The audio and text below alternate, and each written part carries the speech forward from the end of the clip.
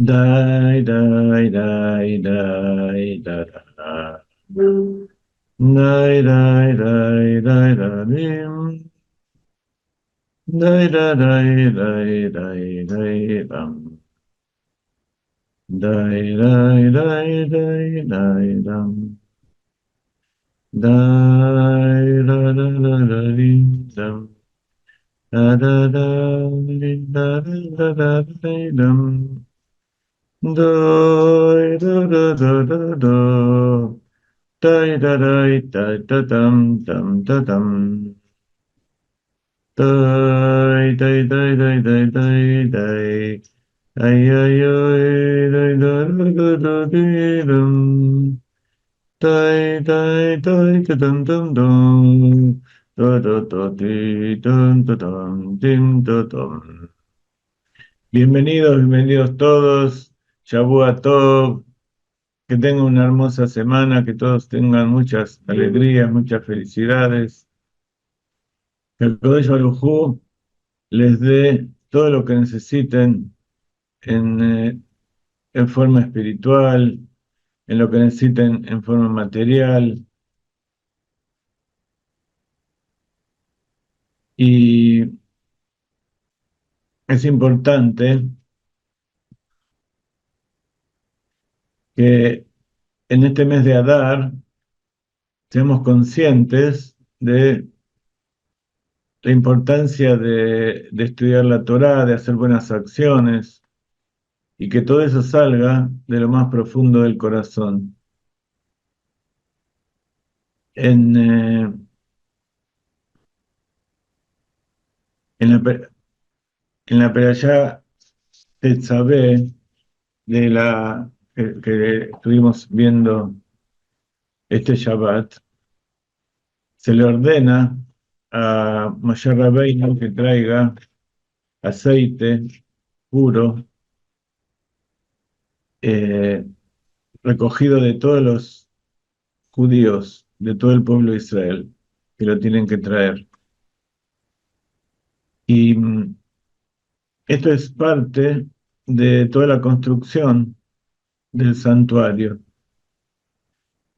Con respecto a la construcción del santuario, está dicho, me van a hacer un santuario y yo moraré dentro de ellos.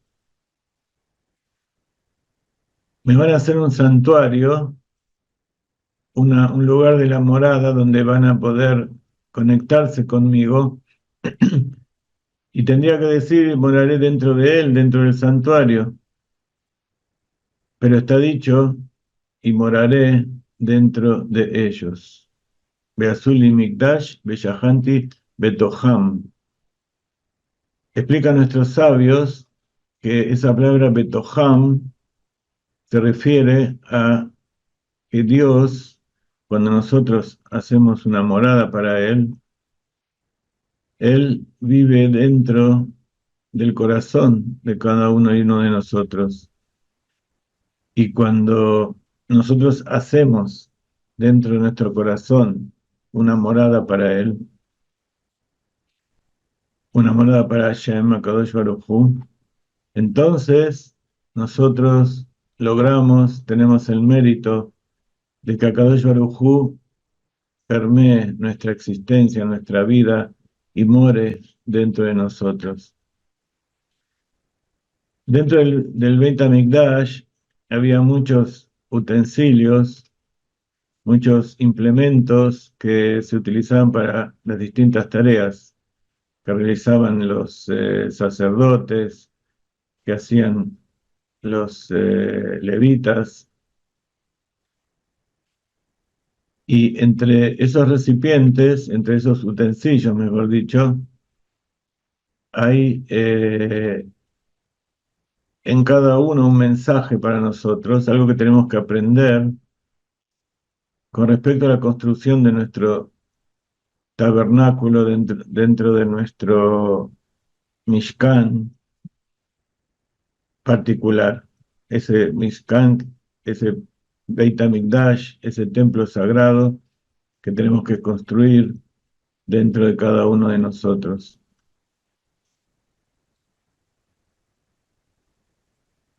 Con respecto a ese lugar donde se hacían las ofrendas, que se llama Mizbeach, altar, sería en castellano. Altar sería algo que se eleva, ¿no? Donde nosotros elevamos algo de nuestra propiedad para el servicio a Hashem.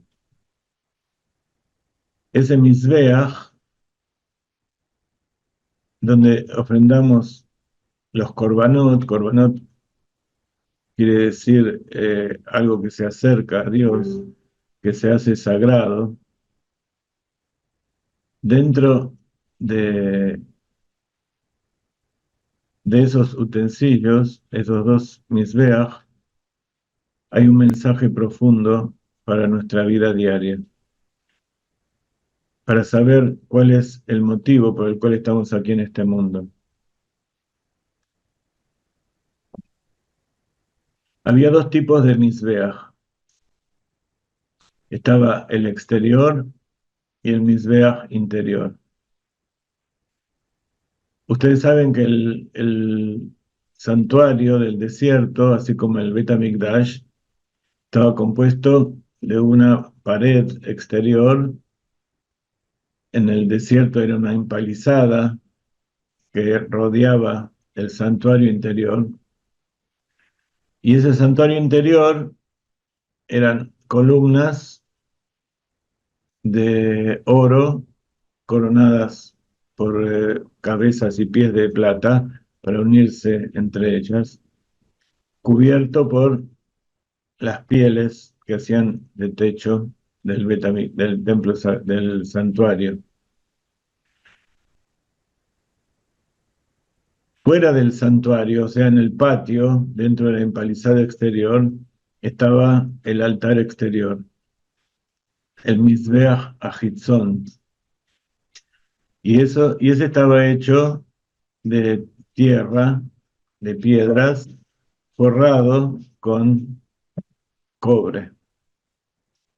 Ustedes recordarán, ese cobre fue tomado de las palitas que prepararon la congregación de Korah cuando se enfrentó a Moshe, y cuando Kadosh Baruj Hu los eliminó, quedaron esas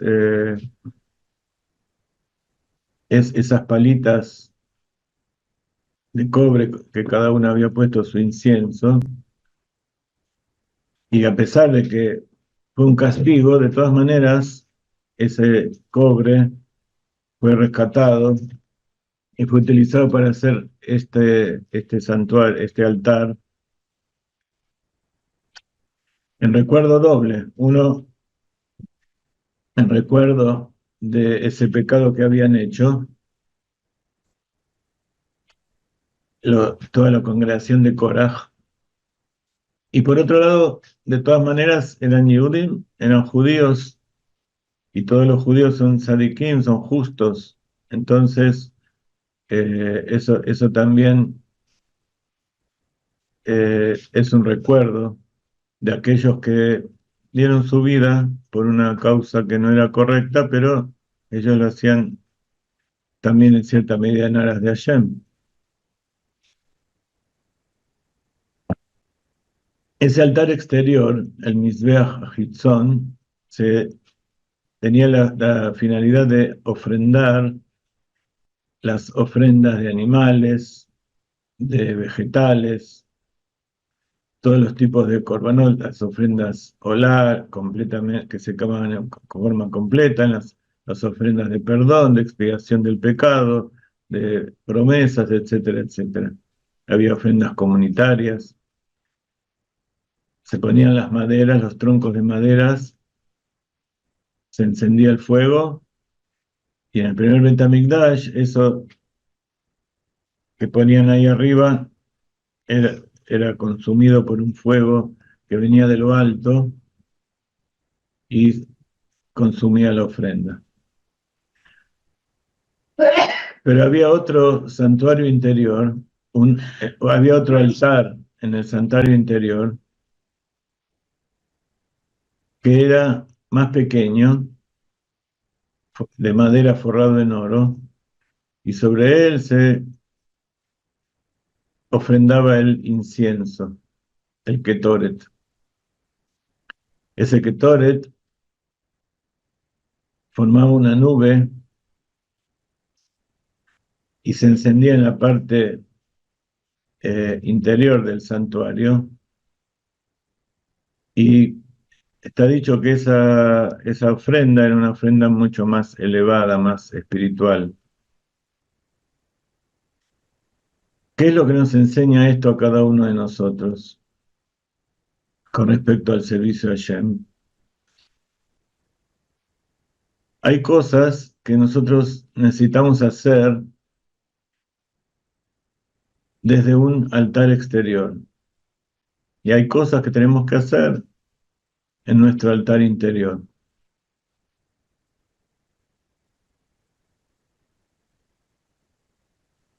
Ese santuario que tenemos en nuestro corazón también tiene esos dos santuarios, esos dos altares, uno exterior y otro interior. El santuario, el altar exterior, donde se hacen las ofrendas materiales, representa que nosotros en nuestra vida diaria tenemos que comer, tenemos que beber, tenemos que pasear, tenemos que descansar para que el cuerpo esté sano y tengamos fuerzas para cumplir los preceptos. Pero esas cosas tienen que ser hechas desde lo exterior, desde la superficie del corazón. No lo tenemos que tomar en profundidad, no tienen que ser el centro de nuestra vida, sino que tienen que ser algo necesario que tenemos que hacer para poder vivir y poder hacer lo que es lo principal. Entonces,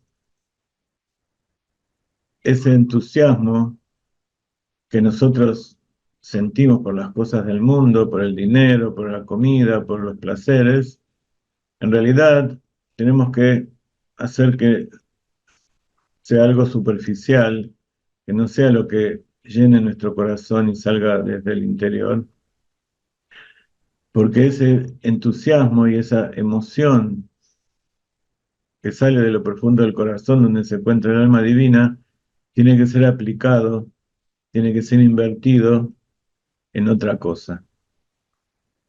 ¿En qué tiene que ser invertido? En el estudio de la Torá, en la plegaria, en hacer buenas acciones, cumplir las mitzvot. Y todas esas cosas se hacen desde lo profundo del corazón, con todo el corazón y con todo el deseo.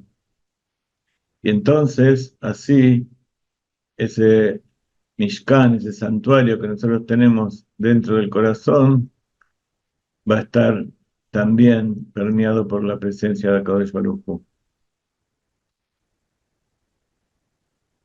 Ese es uno de los tantos mensajes que quedaron de la semana pasada con respecto a la parashá de Tzaveh. Esta semana tenemos la parashá Kitizá. La parashá Kitizá, después de haber estudiado toda la construcción del tabernáculo y todas lo que hay en su interior, y después, más adelante, en el libro de Baikra, Moshe Rabbeinu le va a explicar a los levitas y a los Kohanim cómo funciona, qué es lo que tienen que hacer con todo eso. Pero mientras tanto, en esta parashá Kitizá, Kitizá significa cuando eleves, Kitizá et Rosh Bene Israel, cuando eleves la cabeza de los hijos de Israel. Nos cuenta acerca de algo también muy importante que se necesita para construir el santuario y que es aportado por cada uno y uno del pueblo de Israel.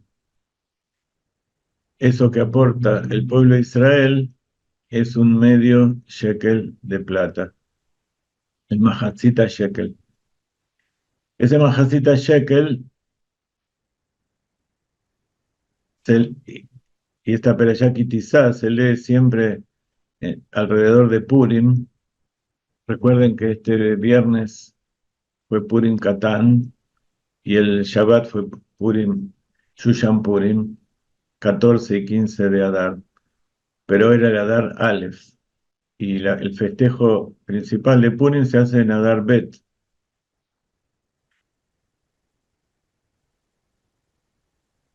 porque siempre Purim es un mes antes de Pesaj. Y cuando lleguemos a la época del mes de Nisan, dentro de un mes y medio más o menos, vamos a leer una haftará que tiene que ver con con el Shabbat que se llama Shabbat Shkalim. Cuando se lee esto que se ordena en la Perashat Kitizá, que cada uno dé medio shekel, porque eso se recolectaba en la época desde Rosh Chodesh Nisan, para hacer para contribuir con todo lo que se necesita para el santuario. También, además de ordenar al pueblo que dé medio shekel, con eso se contaba a cada uno, porque está prohibido contar aquellas cosas que uno desea en forma directa y más todavía a las personas, porque eso trae mal de ojo, trae ainara. Cuando uno le da importancia a algo, viene el Satán y le pregunta a Kadosh Baruj Hu, ¿por qué le dan tanta importancia a esa persona o a ese objeto? Y entonces, Akadosh Baruj Hu dice, tenés razón, vamos a juzgar. Entonces, lo que nosotros llamamos mal de ojo o ainará, el mal ojo, proviene justamente de aquellas cosas que son buenas en sí, pero que al estar expuestas al exterior y a a la vista de la gente que puede tener envidia o que simplemente se pregunta si somos merecedores de tener eso que tenemos, comenzando por nuestra vida. Entonces, Akadosh Baruj Hu juzga. Por suerte, él juzga con misericordia, como nosotros sabemos. Pero de todas maneras, siempre es bueno tener humildad y si uno está expuesto, saber que está expuesto por un buen motivo y por eso Akadosh Baruj Hu lo va a proteger. Y qué mejor motivo que enseñar Torah y llevar Shalom a todas las naciones. También se da instrucción de la construcción del Kior. El Kior era una gran vasija de cobre donde se juntaba el agua para el santuario y de ella se tenía canillas de donde se lavaban los pies los Kohanim para hacer el servicio. También se ordenó hacer el aceite de la unción, que se hacía con las olivas, y también el incienso, con las especies, diferentes especies que se utilizaban para hacer la ofrenda que decíamos recién. Y todo eso tenía que ser hecho por sabios de corazón, artesanos que eligió Moshe Rabbeinu, y los principales eran Betzalel y Eliab, o Oliab.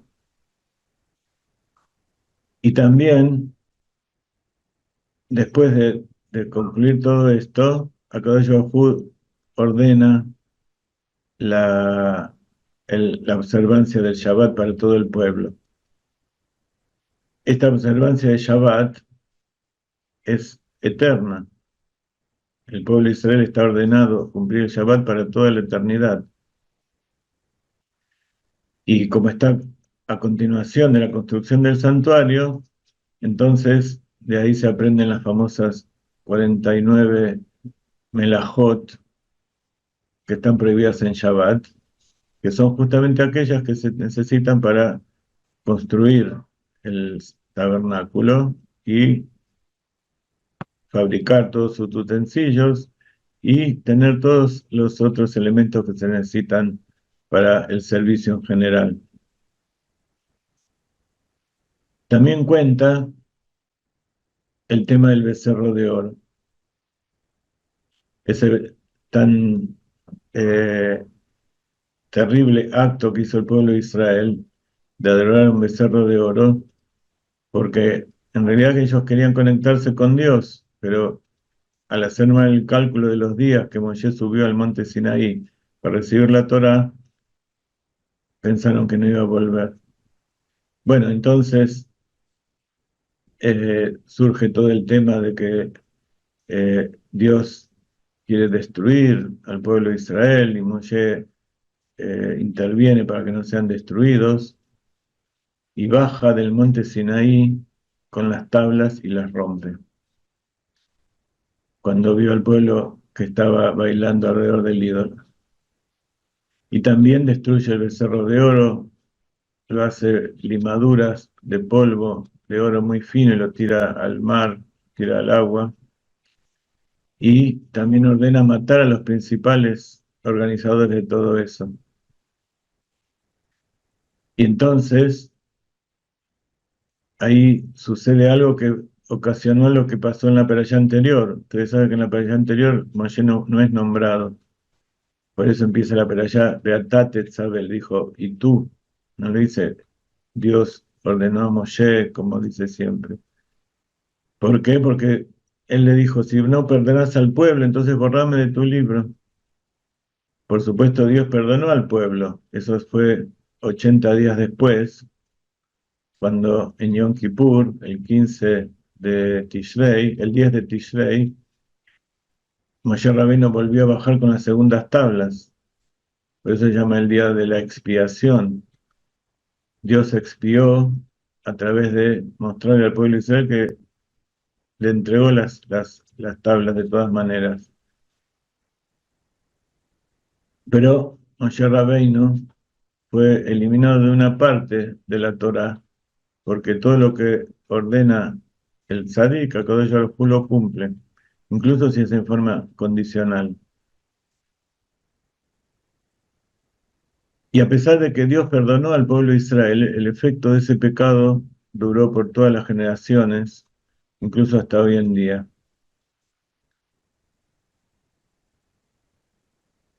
Y entonces, al ver que el pueblo era rebelde y que Moshe Rabbeinu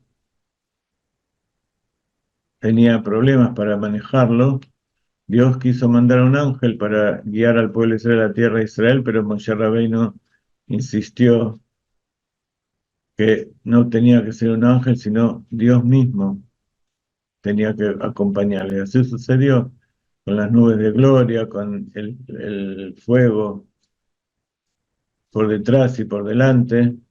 Akadosh Baruj Hu mismo fue el que guió al pueblo de Israel por todo el desierto y que nos sigue guiando hasta hoy en día. Muy bien. Con respecto a este tema del becerro de oro, está dicho que Aarón, él participó en cierta medida, porque quería entretener a la gente, porque sabía que Moshe Rabbeinu iba a venir al día siguiente. Y aparte él dijo, si lo voy a hacer yo, entonces voy a cuidar para que esto no se propague a todo el pueblo y se haga de una forma limitada. Pero de todas maneras, él tuvo ciertas restricciones también y castigo por haber hecho lo que hizo. Otra de los Shabbatot que va a venir ahora antes de Pesach es el Shabbat que se llama Shabbat Pará. En él se lee cómo Akadosh Baruj Hu ordena tomar una vaca roja y con ella hacer un polvo y ponerle en un líquido. Y con eso los Kohanim iban a purificar a aquellos que estaban impuros por haberse contaminado con la muerte, pero a su vez ellos, los Kohanim que hacían ese proceso, iban a quedar impuros. Entonces esto es como una limpieza a través de la madre de ese becerro, que el pecado del becerro trajo la impureza, muy similar al pecado de Adán Arishon con el Het Tzadat. Y entonces es como la madre que viene a limpiar la suciedad del hijo. Pero con respecto a este servicio de la vaca roja, está dicho que en el futuro va a ser realizado por el Aarón a Cohen mismo, por el sumo sacerdote. Todo el servicio, todo el proceso de la vaca roja, de prepararla y hacer la ceniza y preparar esa agua, va a ser hecha por Aarón mismo. ¿Por qué está dicho esto? Porque eh, hasta que venga el Mashiach, y en la época que estaba el templo sagrado, cuando se podía hacer esta purificación con la vaca, este servicio estaba realizado por el segundo Cohen, que era el hijo de Aarón, Eleazar ben Aarón, porque él era encargado de ser el segundo con respecto mientras vivía su padre. Pero Aarón no lo podía hacer, porque había un motivo por el cual Aarón no podía hacer esto, que justamente fue porque él colaboró con el becerro de oro. Y está dicho que no hay un acusador que se vuelva defensor. Sin embargo, en el futuro por venir, cuando todos los pecados van a ser eliminados, cuando la impureza y todo el pasado de cada uno va a ser limpiado, el mundo va a ser rectificado de ese pecado del becerro de oro, como está escrito, Et ruach hatumá e'avir mina haaretz, el espíritu de impureza va a ser eliminado de la tierra. Entonces, no hay motivo por qué Aarón no pueda hacer este trabajo. Entonces, Aarón, él va a hacer todo el servicio de la pará, el sumo sacerdote, y también todo el tiempo que él quiera ofrendar algo, va a poder ofrendarlo sin ningún problema.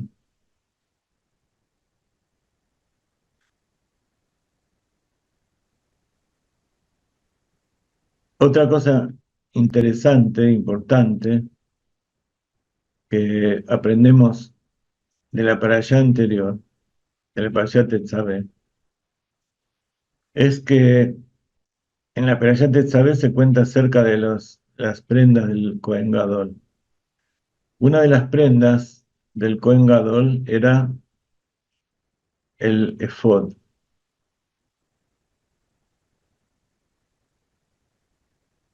Ese efod era un delantal que tenía una pechera y sobre esa pechera las piedras con las cuales se consultaba a Kadosh Baruj Hu a través del Kohen Gadol.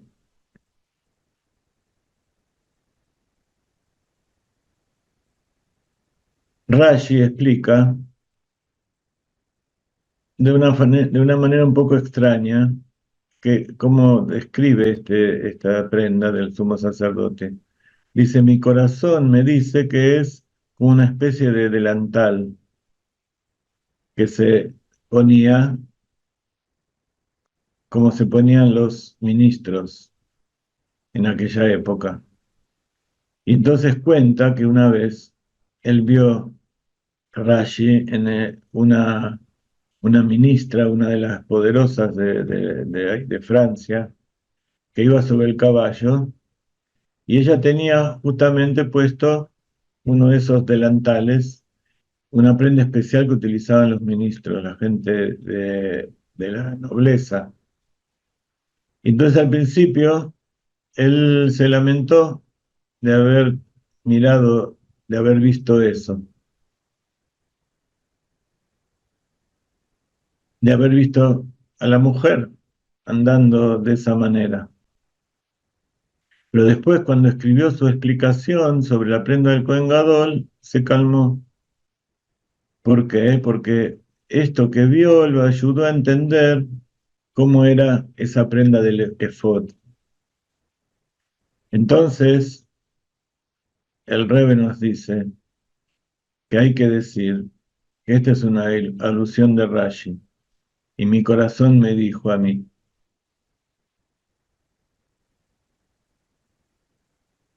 es el poder que tenemos de extraer algo positivo de algo negativo. Y ese poder, dice el Rebbe, de extraer algo positivo de una situación o de una vista negativa, proviene de un nivel del alma que se llama Yehidah Shebanefesh. Ese nivel superior del alma que es la raíz y que está conectado con Akadosh Baruj Hu. Y allí no existe el mal, es todo bueno. Es la esencia del alma divina, que su lugar, el lugar donde mora, es en el corazón. Por eso Rashi dijo que mi corazón me dice. Y eso tiene que ver con lo que vimos antes.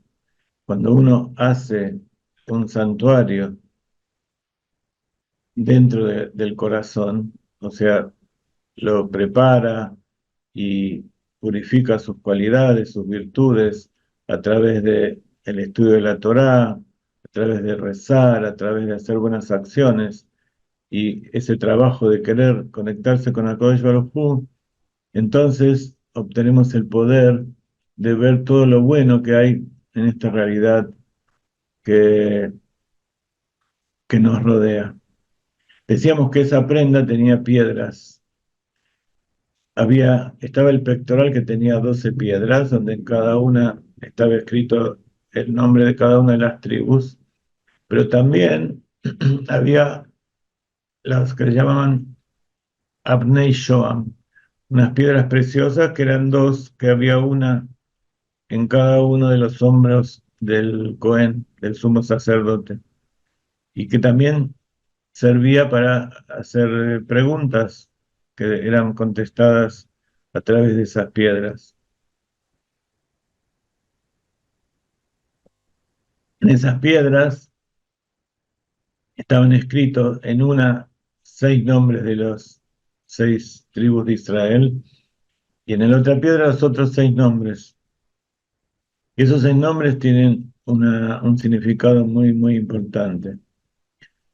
Las iniciales eh,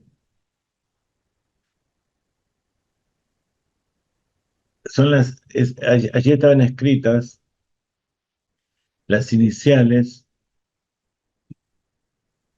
y los nombres de aquellos que dijeron el Shema Israel.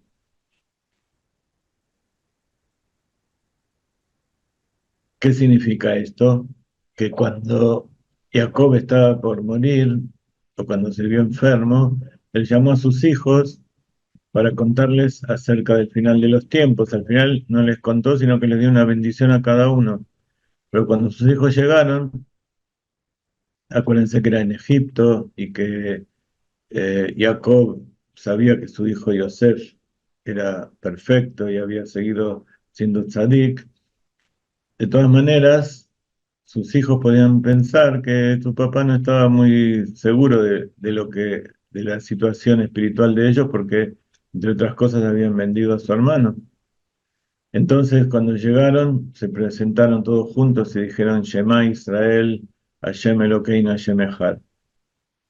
Es la declaración máxima de fe que tiene el judío, que significa que Dios es uno y que nosotros tenemos fe en que no existe más que Dios.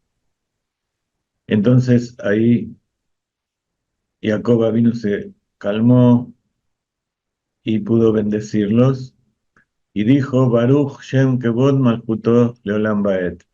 El Shema Israel se llama Ijuda y la unificación suprema, la unificación del nombre de Dios con su creación. Y Baruch Shem Kevod Malchut Olam Vaed representa la unificación inferior, que el reinado de Dios también es uno aquí en la tierra, en el mundo físico.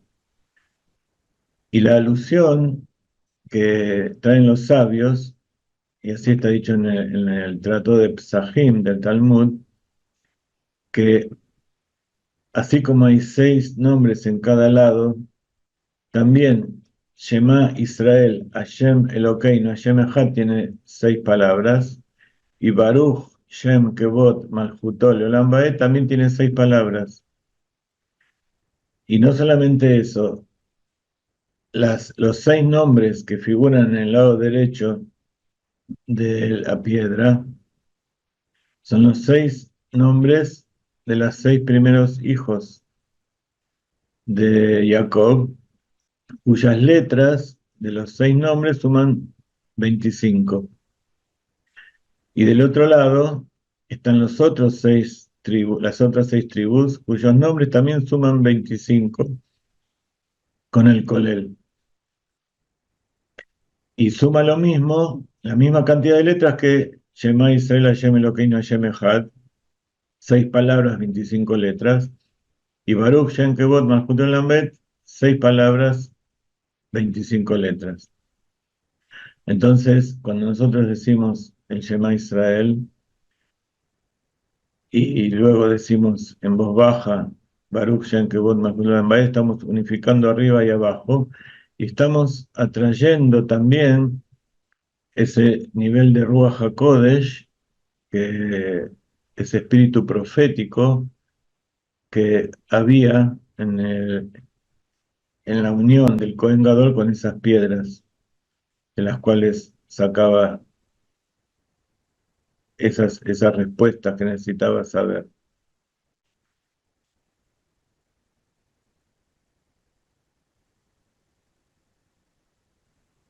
Mishem, Mishem, Mishem, Mishem, Mishem, Mishem, Mishem, Mishem, Mishem, Nichnas Adar. Mishem, Mishem, Mishem, Mishem, Mishem, Mishem, Mishem, Mishem, Mishem, Nichnas Adar. Mishem, Nichnas Adar. Marvin Besimcha. Mishem, Nichnas Adar. Marvin Besimcha. Nos tomamos 5 minutos para que aquellos que quieran hacer preguntas o quieran hacer algún comentario, estamos abiertos a sus preguntas. Si quieren abrir el micrófono, también pueden, si quieren, escribir. A ver el chat, qué es lo que dice. Yo le preguntaba a Rabino, Adelante. yo quería cómo se sana la impurificación si no hay vaca roja. Y todos estamos impuros. Desde que nacemos hasta que morimos, estamos impuros. Y la purificación en la mikve, el baño ritual, es nada más que una purificación parcial. Incluso es, a pesar de que tiene su aspecto espiritual, hay que aclarar, estamos hablando de impurezas espirituales, que como lo espiritual y lo material está unido, entonces también tiene consecuencias físicas, pero nosotros no podemos ver y, y percibir con nosotros, con nuestros sentidos, la impureza. Simplemente es algo que está descrito, que una persona en tal estado está impura, y hay distintos tipos de impureza. Está la impureza de cuando se contacta con la muerte, que es la impureza el- más, más grande, y es el origen de todas las impurezas. Después está la impureza de cuando se toca un animal muerto, que no es kasher, una impureza cuando se toca un reptil, cuando se va al baño y hay que lavarse. Son todas impurezas de distinta graduación. la impureza menstrual, la impureza de la mujer que parió, y cada una tiene distinto tipo de purificación, pero de todas maneras, como se destruyó el templo y ya no hay más vaca roja, hubo 9 vacas rojas, y ese es un proceso que se tiene que realizar en el templo sagrado. Así que incluso si hay vaca roja y hay ceniza y hay Cohen y todo, si no está el templo sagrado no se puede hacer. Y por eso estamos esperando que venga la 10ª vaca roja que la va a traer el Mashiach para cuando venga el tercer Bet HaMikdash. Entonces, por más que hagamos purificaciones con agua o lavemos, de todas maneras la impureza de la muerte es algo que está permanente y que ninguno se salva. ¿Ok? Gracias, gracias. Entonces, nosotros cuando hacemos determinadas purificaciones, de acuerdo a lo que haga falta, a la mañana cuando nos lavamos las manos y eliminamos la tumá que queda en las puntas de los dedos, por lo que sabíamos de la época de Adán Rishon con las uñas, entonces tenemos que pensar que esa es una purificación parcial, pero que interiormente tenemos que pedir a Kadosh Baruj Hu que traiga el Mashiach y que podamos ser puros nuevamente. También no es la misma impureza que tiene el judío, que la impureza que tiene el no judío. Hay algo interesante y es lo que se llama el Mai Maharonim. Cuando nosotros decimos Birkat Hamazon, hay dentro del protocolo que tenemos que seguir, decimos Shira Malot o decimos Al Neharot Babel, depende si es Shabbat, si es día festivo o es día de semana. Decimos los 3 salmos y después nos lavamos las manos con un vaso que tomamos agua de un vaso o de una jarrita y nos enjuagamos y que caiga en un recipiente. Se llama Mai Maharonim, que es las aguas finales que se hacen cuando uno terminó de comer y comió pan y tiene que hacer la bendición final para las comidas, que se llama Birkat Hamazon. Y entonces queda en los dedos el resto de las comidas. Incluso si uno comió con cubiertos, antes se comía sin cubiertos, se comía con las manos, pero de todas maneras, por más que uno trate, siempre queda algo en las manos y si uno se limpia con la servilleta, no se sale. Eso que se llama Melach Asdomi, la sal de Sedom. ¿Qué es la sal de Sedom?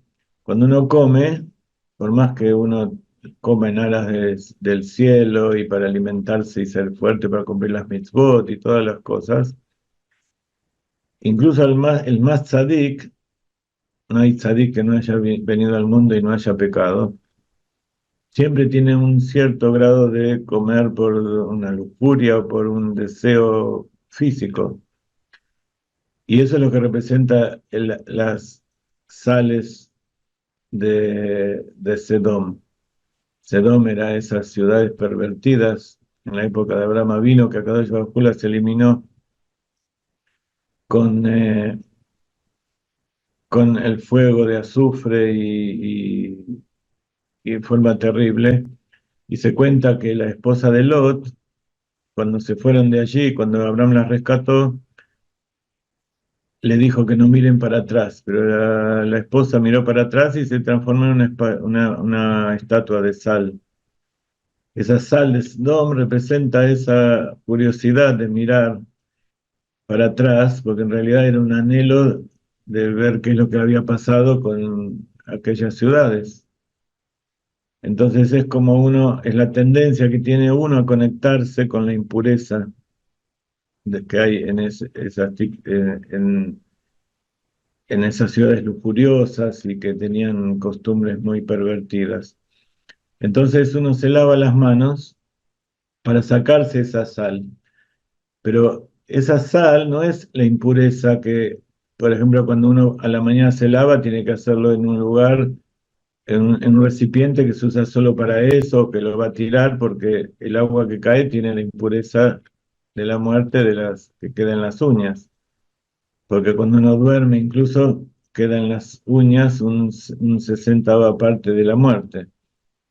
Pero el agua de Sdom no tiene esa impureza, entonces se puede hacer encima de la mesa, incluso en un recipiente que se va a volver a usar, se tira, se enjuaga, se lava y eso se desapareció. Entonces, quería aclarar porque mucha gente tiene miedo de esa agua que queda allí, que simplemente para decir el Birkat Hamazon, libre, limpio, con las manos limpias, literalmente, pero también uno al hacer eso y se dice, esta es la recompensa que va a recibir un hombre malvado, ¿ok?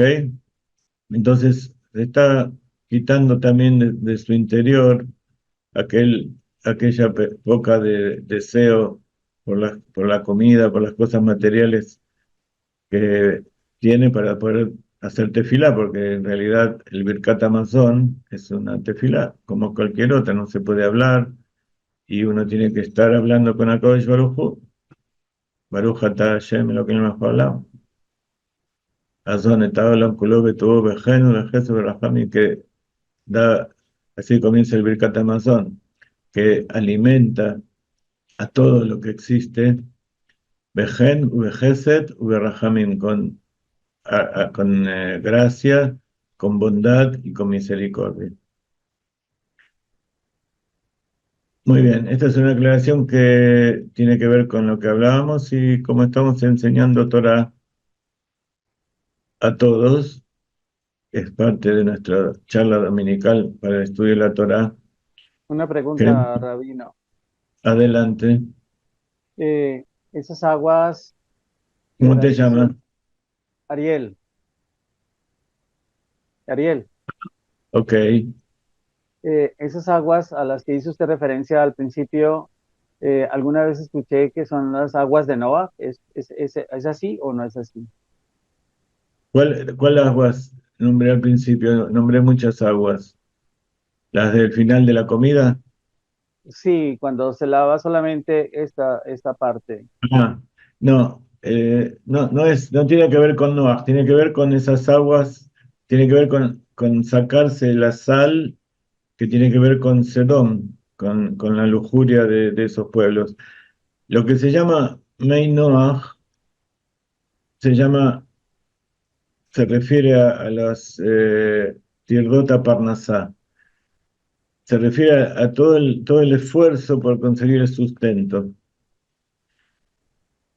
Las aguas de Noach se refiere al diluvio que cubrió toda la tierra. Y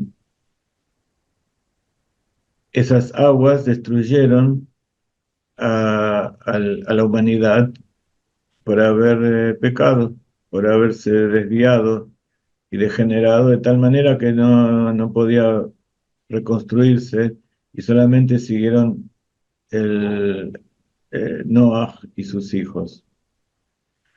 Y está dicho que son las aguas que nos cubren, representando a todo lo que es el esfuerzo que uno hace por sobrevivir, por vivir. Por eso se llama Tirdot a Parnasá. Parnasá es sustento, pero literalmente es ganarse el pan, ¿no? Ganarse el sustento, trabajar, pero no es solamente que uno trabaja para ganar dinero, sino que el sustento es todo lo que representa vivir, todo lo que uno tiene que hacer para vivir. Entonces, Mei Noach, como son aguas que limpian, pero que a su vez eliminan a los malvados, entonces, cuando nosotros trabajamos y nos esforzamos por el sustento de nosotros, de nuestra familia, tenemos que tomarlo como que eso es también una purificación. Ese esfuerzo, ese sufrimiento que nosotros sentimos por las cosas que nos pasan, los problemas de salud, todas las cosas que nos suceden, eso se llama tirdot aparnasá, el esfuerzo, el sufrimiento que uno tiene por el hecho de vivir. Y entonces uno tiene que tomar eso como parte de la purificación, de eliminar todas aquellas cosas que se eliminaron con las aguas del diluvio. Y así como las aguas del diluvio nos cubren, también a veces nosotros nos sentimos cubiertos y inundados por todas las preocupaciones que tenemos por las cosas del mundo. Y si nos metemos adentro del arca, que es la Torá, entonces flotamos sobre eso, nos ponemos por encima de las necesidades que tenemos mundanas. Y el Kadosh Baruj Hu nos libera, como está dicho, aquel que toma sobre sí el yugo divino, se libera del yugo terrenal. Aquel que acepta el yugo de Dios, Dios lo libera justamente de esto, de estar sometido a sobreponerse a las necesidades físicas.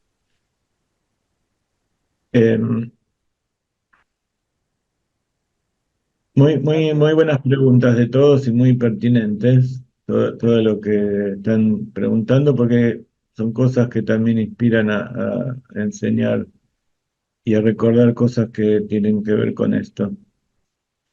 Entonces, así como el arco iris, que es el arco de Noah, que es el pacto que Akadosh Baruj Hu hizo con Noah y le dijo que nunca más iba a destruir el mundo con el agua, de todas maneras, está dicho que cada vez que sale el arco iris es una advertencia de que Dios tendría que eliminar a la humanidad en ese momento por algún motivo. Y cuando uno ve el arco iris, entonces tiene que hacer teshuvá y pedirle a Kadosh Baruj Hu que traiga el Mashiach. Y así también, cuando uno se siente oprimido por las cosas de este mundo, entonces, al principio de la clase comenzamos con eso justamente, que los dos altares representan cómo uno tiene que tomar las cosas de este mundo. Las cosas que tienen que ver con sustento, como decíamos, comer, beber, descansar, pasear y todo lo que uno tiene que hacerlo, tiene que ocuparse de eso, pero no preocuparse, que no salga, que no sea algo que nos preocupa desde lo profundo del corazón. Lo que sí nos tiene que ocupar desde lo interior, desde donde está el alma, es el cumplimiento de la Torá, la plegaria y las mitzvot, nuestra unión con Dios. Y cuando nosotros hacemos eso, entonces nos libera de la sal de Sedom, nos libera de las aguas de Noah, etcétera, etcétera, y todas las cosas que nos preocupan. Eh, ¿Alguien quiere preguntar algo? Quiero decirles esta última meditación. Sandra, decime. Antes de que pasemos a otra cosa, me quedé con una duda, Rabino, de que si las manos son muy impuras, sobre todo cuando nos despertamos es lo más impuro, me queda claro. Pero si tenemos, por ejemplo, alguien que se chupa el dedo para dormir, o sea, ahí como, Bueno, cuando se chupa se supone que es antes de dormir. Y si es un chico, bueno, en los chicos no se puede controlar eso. Hay que enseñarles desde que son chiquitos, desde que ya aprenden, que se lavan las manos. Incluso, no sé si vieron alguna vez que yo publiqué cómo cuando nace un bebé, apenas nace, se lo lleva y se le lava las manos al bebé recién nacido. Una vez publiqué como mi yerno tomó al bebé que recién nació y le lavó, le hizo Netilat Yadayim. Eh, Porque también el bebé que recién nació está impurificado por la sangre y por el hecho de salir del vientre de su madre. Y sabemos que el nacimiento es la otra punta de la muerte. Entonces, esa persona que nació es como aquel que se despertó, ¿sí? Como dijimos que el sueño es también unos 60 parte de la muerte. Entonces al bebé se le lava las manos, pero mientras va creciendo es imposible controlar que se impurifique. Hay que enseñarle y lavarle a él, pero a medida que va creciendo, que va llegando a la edad de 12 años la mujer o 13 años el varón, entonces ahí sí, hay que enseñarle que lo tiene que hacer siempre que se levanta, cuando sale del baño, etcétera, etcétera, y que si se chupa el dedo, evidentemente hay algún motivo psicológico por el cual hace eso, hay que tratarlo, pero por lo menos enseñarle que antes de chuparse el dedo cuando se despierta, que haga Netilat Yadayim. Y si tienen manchado con comida, con la sal de... Hay gente grande que se chupa el dedo literalmente, ¿no? No en forma simbólica, no en forma alegórica, pero por lo menos que lo haga en forma pura, porque ritualmente o así espiritualmente no está prohibido hacerlo. Bueno, lo que quería contarles para terminar es justamente el título de la clase que pusimos hoy, que es ¿por qué nos odian tanto? Este tema eh, es algo muy actual. Bueno, para el pueblo judío es algo permanente, es algo que siempre es actual, y que se llama antisemitismo. Como le planteamos al principio, ¿cómo podemos hacer para deshacernos del antisemitismo? Que ya ustedes saben que en la época de Abraham y de Isaac, de Jacob y de ahí en adelante, siempre hubo gente que nos odió simplemente por el hecho de ser, por problemas propios de falta de autoestima o por sentir esa competencia o por querer ser los elegidos en vez del pueblo de Israel.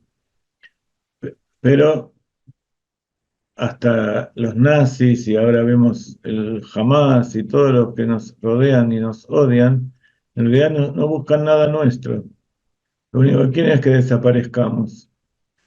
Y esa es la pregunta, ¿por qué quiere que nosotros no existamos? Vamos a ver si podemos contestarlo. Este odio que nos acompañó a lo largo de toda la historia, desde Amán hasta hoy, tiene algo que ver con algo intrínseco que hay dentro nuestro. Y eso que es tan aterrador e intimidante, se representa por esas palabras que dijo Amán, que como está escrito en la Megilat Esther, cuando Amán fue a acusar al pueblo de Israel frente a Hashverosh, especialmente por el odio que tenía Mordejai. Mordejai representaba todo aquello que él odiaba y aquello que él quería llegar a ser y no podía. Y dijo, Yesh Am Echad, hay un pueblo. Ya él dijo que él, al decir eso, Echad, quiere decir que está unido y que aparte es uno que diferente a todos los demás pueblos. Esas son dos características que él no podía soportar y que es la base del antisemitismo.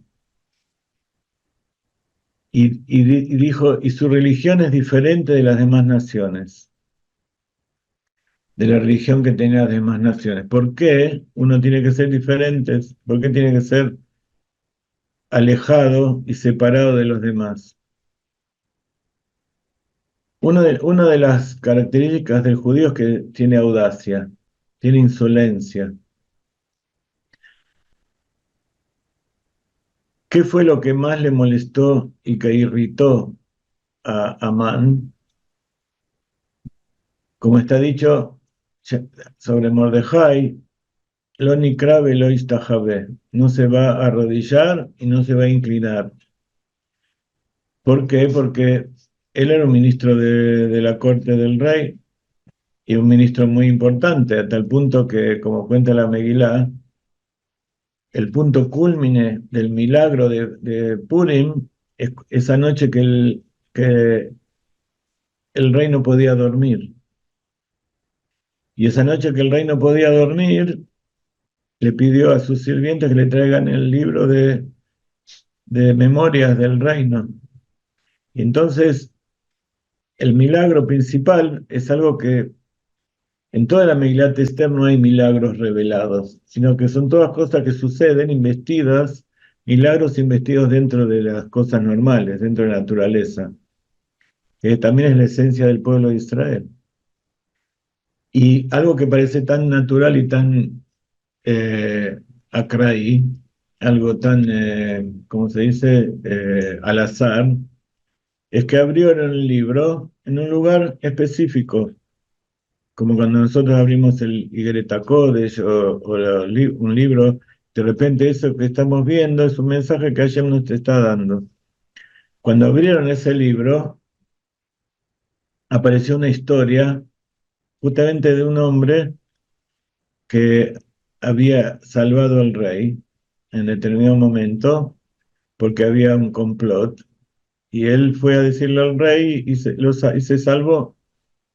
Y entonces el rey le preguntó a la gente, a su sirviente, cómo se recompensó a esa persona del hecho que lo bueno que había hecho por él. Le dijeron que no, entonces no se le recompensó, entonces lo llamó a Amán y le dijo, ¿qué se hace con el hombre que es preferido por el rey? Y entonces Amán pensó que estaba hablando de él, porque ya a esa altura él había acusado al pueblo de Israel y le dijo al rey que le iba a dar miles de monedas de oro si hacía un decreto para eliminar al pueblo judío. Entonces el rey lo hizo y él era un ministro importante, más importante que todos, pero el odio era porque Mordejai no se quería prosternar frente a él. Y entonces, pensando que el rey hablaba de Amán, de él mismo, le dijo al hombre que el rey Jafetz Vícaro, aquel que más desea de todos, hay que vestirlo con las prendas reales, argamán y tjelet, y con rojo y azul, y ponerle la corona, y darle el bastón real, y montarlo en el caballo del rey, y pasearlo por toda la ciudad, y decir, Ze Kaja Osim Ima Ish Asher Amelech Hafez Vikaro, como dice la Haftará, la Megilá. Así se hace con el hombre al que el rey desea más que todos, al que ama más que todos. Y entonces eh, cuando el rey escuchó eso, dijo, bueno, entonces ahora agarrá el amor de Ja y hace todo eso que vos le dijiste, que vos acabas de decir. Y cuando escuchó eso, Amán se vio que era el principio de su fin y se desesperó, pero no tuvo más remedio que ir a buscar a Mordejai y hacer todo eso y lo llevó por toda la ciudad y ahí ya fue el principio de su caída. Pero el asunto era que eh, todo surgió porque Mordejai no se quería prosternar y no se quería arrodillar.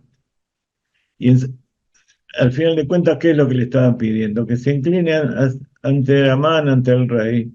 Pero Mordejai decía, no, yo solamente me inclino ante Akadosh Baruj Hu. Yo no soy idólatra, pero de todas maneras, frente a una situación así, él podía encontrar alguna excusa de hacer como que, o actuar para salir del paso, pero no hacía falta que todo el mundo lo vea, se podía hacer en forma disimulada.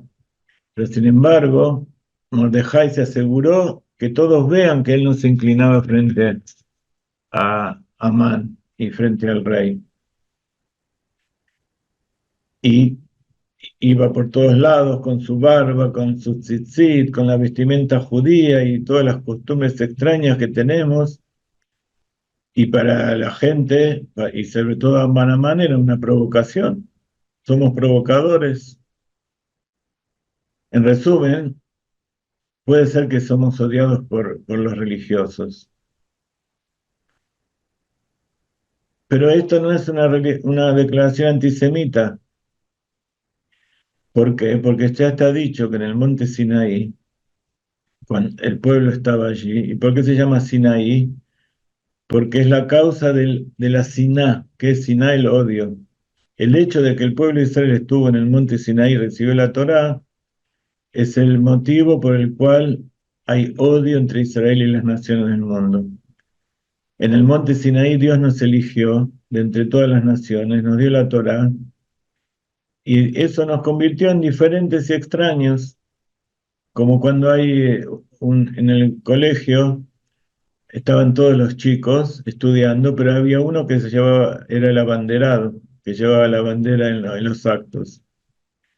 Por supuesto que si el maestro era correcto, se lo daba al mejor alumno, pero el hecho de que él esté allí enfrente, y sobre todo los que no eran muy inteligentes no le tenían tanta bronca.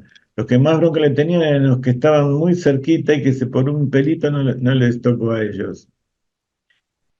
De todas maneras, como vemos, no son todos así. Hay naciones que nos aman, pero en general los pueblos de las naciones siempre nos persiguieron.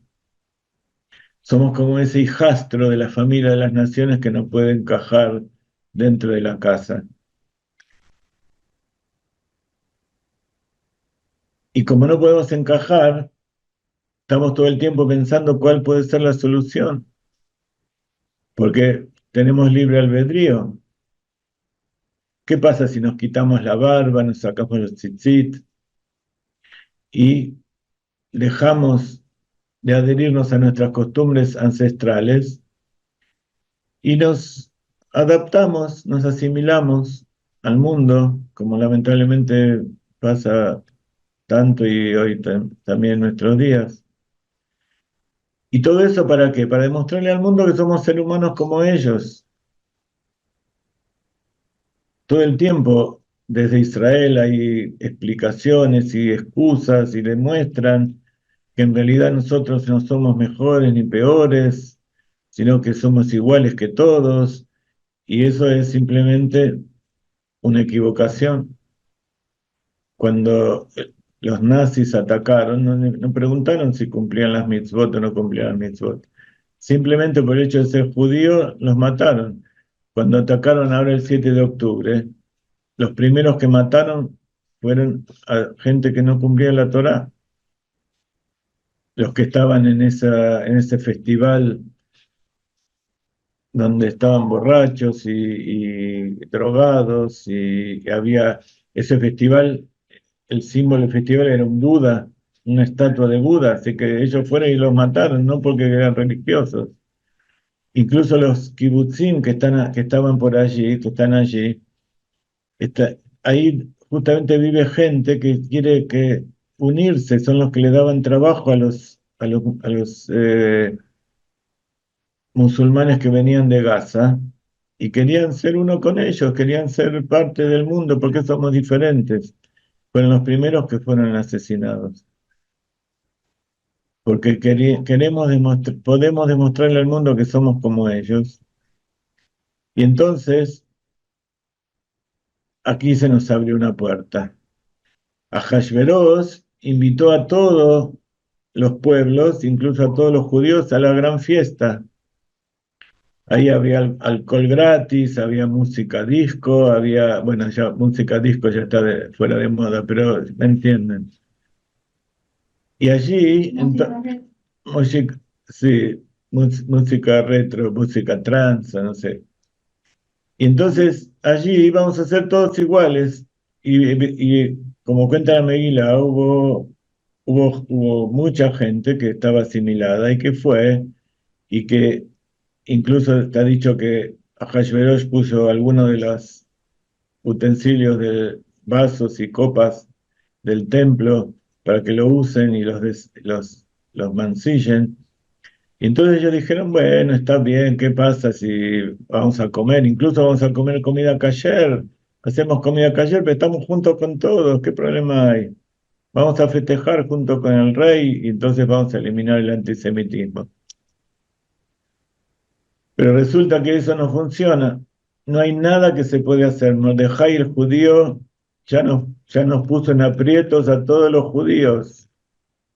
Y ahora Man está ciegamente loco y quiere exterminar a todos los judíos junto con Mordejai.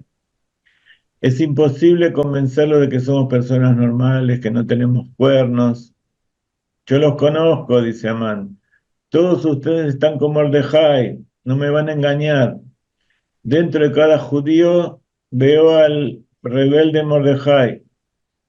Así que Amán llega a la idea de lo que se llama la solución final. Él tenía una solución para el problema, exactamente lo que los nazis comenzaron a hacer hace 80 años. Pero tienen que saber que la palabra solución final, el concepto de la solución final no fue una idea de Hitler, sino que fue una idea de Herzl. Ellos querían tener una solución final para el antisemitismo. ¿Y cuál es la mejor forma de que no haya antisemitismo? Que no haya judíos. Lo primero que se le ocurrió fue convertir a los judíos de allí con un obispo cristiano. No hay, no hay judíos, no hay antisemitismo, no hay perros, se acabó la rabia. Pero tiene razón. ¿Por qué? Porque de hecho cada judío es un pequeño Mordejai. Mordejai es el Moshe de la generación y cada uno de nosotros tenemos dentro ese Moshe. Y por mucho que intentemos despojarnos de nuestras señales de la identidad judía, por más que querramos negar nuestra herencia y dar la espalda a la tradición ancestral, seguirá siendo judío. Yo cuando iba por las calles o cuando estaba en el colegio, no tenía ninguna señal, simplemente mi nombre, mi apellido, y los otros chicos del grado sabían que yo era judío porque sus padres le dijeron. ¿Ellos qué saben lo que es judío o no judío? Los padres le dijeron a ellos. Entonces me decían judío de mí. Y yo no entendía, no sabía qué era. Después con el tiempo me enteré que gracias a que nos insultan y descubren ellos el Mordejai que hay dentro nuestro, entonces nosotros descubrimos que somos judíos, que hay algo especial. ¿Por qué? Porque tenemos algo dentro nuestro, como dijimos antes, ese santuario dentro nuestro que está el arca, está donde Dios se revela, el Kohen Gadol, el Kodesh HaKodashim, que es duro y que eso no se destruye y nunca desaparece. Como sabemos, Shlomo hizo un lugar especial ya desde que construyó el templo como sabía que en el futuro se iba a destruir, eso se guardó y está guardado allí. Se pudieron robar las paredes y algunas cosas y las cosas exteriores, pero las cosas principales, la menorá, el arca, el Lechem Apanim, todas las cosas principales del santuario están ahí escondidas esperando que venga Mashiach. Y así también dentro nuestro, por más que querramos, no podemos dejar de ser judíos.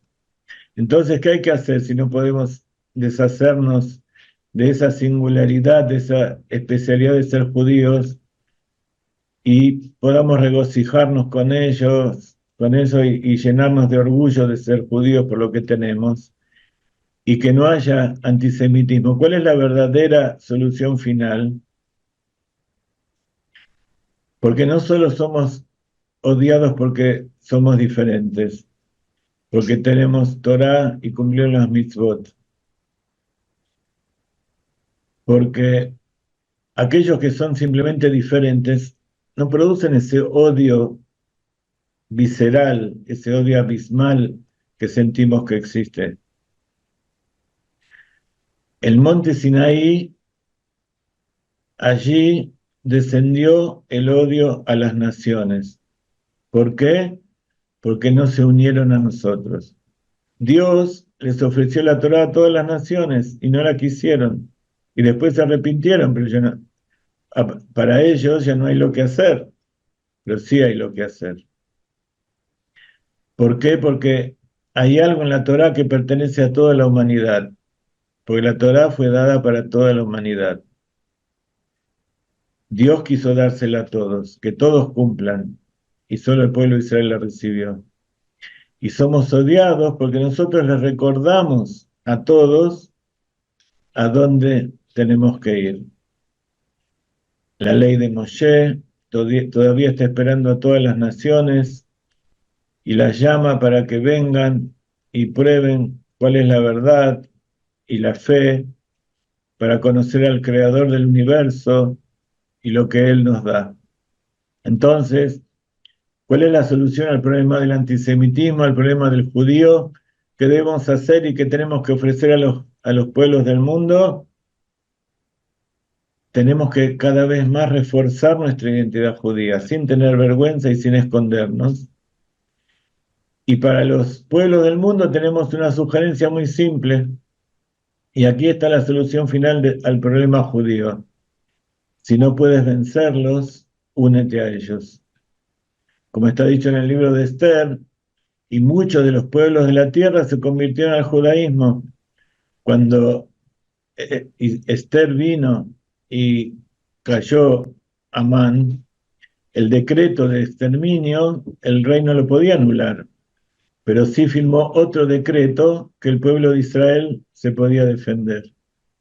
Y entonces cuando los pueblos del mundo vieron que el pueblo de Israel había tenido el decreto del rey, que como sabemos, ese rey malvado y hedonista Ahasverosh representa en lo alto a Kadosh Baruj Hu, cuando vieron que teníamos el derecho a defendernos y el derecho a que Kadosh Baruj Hu nos da a recibir legalmente la Torá, entonces en ese momento todos fueron y no solamente no mataron a los judíos, sino que los defendieron y mataron a aquellos que querían eliminar a los judíos. Entonces, de esta manera los judíos dejarán de ser el problema del mundo y pasarán a ser la solución del mundo. Y por eso estamos empeñados en llevar la Torá a todos los pueblos del mundo para que sepan que el pueblo de Israel fue elegido para llevar la Torá a todos los pueblos del mundo, no para quitársela. Al contrario, cuando se den cuenta que esto es para ellos también, entonces, como está sucediendo con ustedes, por ejemplo, y con tantos otros millones, todos vamos a unirnos para que venga el Mashiach, para construir el tercer templo, y que Akadosh Baruj Hu traiga la redención para todos los pueblos, que se acaben las guerras, que se acabe la maldad, la impureza, la muerte, la enfermedad, y que todos estemos viviendo con otras aguas que no van a ser las aguas de Noah, sino que van a ser, como dice el profeta, que en ese día el conocimiento de Dios, o sea, tener conciencia de Dios y el conocimiento, la comprensión, que eso que tenemos adentro ahora escondido va a salir a la luz, va a cubrir la tierra como las aguas cubren el mar.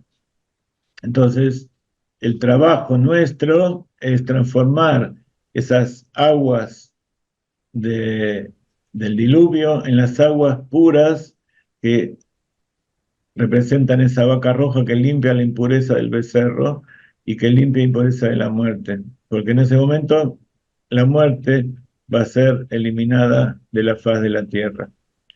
Besat Hashem, gracias Una por pregunta, una estar con pregunta, nosotros, gracias por inspirarnos. Mi esposa me está esperando, ustedes saben que estamos en Argentina y tenemos que ir ahora a la casa de mi suegra. La última pregunta, un minutito. A ver, sí, ¿quién me quiere ¿por preguntar? qué, por qué los árabes que saben de su origen, que es a través de Abraham, de Ismael, por qué no reconocen que son parte de eso que está en la Torá y no reconocen a Israel? ¿Por qué? ¿Qué está pasando? Palestina ¿Cómo te no llamas? figura. ¿Cómo te llamas? ¿Cómo te Ariel, llamas? Ariel, Ariel, soy Ah, Ariel. bueno, ahora va a quedar grabado esto que acabo de, esta charla. Volví a escuchar estos últimos 15 minutos o media hora, no sé cuál es por qué el odio, nos odian tanto y por qué hay antisemitismo, y vas a encontrar la respuesta. Gracias a todos, porque es algo que no tiene explicación, es algo que está adentro y que cuando se rompan las barreras y se rompa la, la, la oscuridad, todo aquello que nubla la razón, todo eso va a desaparecer, no necesita explicaciones. Shavua Tov, que tengan una hermosa semana y que difundan todo esto porque es importante para traer la solución final verdadera a todos lados con Mashiach Now. We want Mashiach now, we want Mashiach now, we want Mashiach now, we don't want to wait. Queremos Mashiach, ya queremos Mashiach, ya queremos Mashiach, ya no podemos esperar. Shalom, Rabino.